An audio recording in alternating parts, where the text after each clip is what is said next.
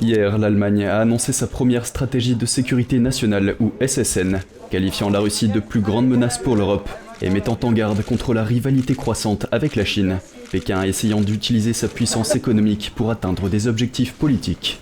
Berlin a décidé de donner la priorité à la sécurité plutôt qu'aux intérêts économiques au cours de l'année et demie qui a suivi l'invasion de l'Ukraine par la Russie. La sécurité au XXIe siècle, c'est plus que l'armée et la diplomatie. La sécurité au XXIe siècle, c'est l'accès fiable aux médicaments essentiels dans les pharmacies. La sécurité, c'est ne pas être espionné par la Chine lorsqu'on rencontre des amis ou ne pas être manipulé par des robots russes lorsqu'on parcourt les réseaux sociaux. Le document détaillant sa stratégie de sécurité fournit une vue d'ensemble de sa politique étrangère et aborde également les menaces allant du changement climatique aux perturbations de la chaîne d'approvisionnement. L'un des rares engagements spécifiques pris dans le cadre de la stratégie concerne la préparation militaire.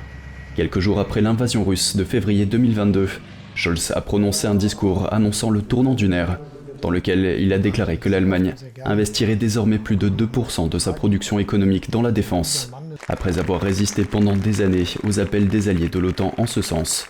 Parmi les autres mesures de la SSN figure la réduction de la dépendance à l'égard d'autres pays pour les matières premières et l'incitation des entreprises à détenir des réserves stratégiques, après que la dépendance excessive de l'Allemagne à l'égard de la Russie en matière d'énergie a provoqué une crise énergétique l'année dernière. Ces mesures sont particulièrement pertinentes aujourd'hui pour l'Allemagne et la dépendance de l'Europe à l'égard de la Chine pour les minéraux essentiels à la transition vers une économie neutre en carbone. La Chine va continuer à croître économiquement et devrait continuer à croître économiquement. L'intégration de la Chine dans le commerce mondial et les relations économiques mondiales ne doit pas être compromise. Mais nous devons en même temps prendre en compte les questions de sécurité qui se posent à nous. Il y a des questions de sécurité militaire, mais aussi d'autres questions importantes. Et le maintien de cet équilibre se reflète en fin de compte dans les textes, mais aussi dans les consultations gouvernementales.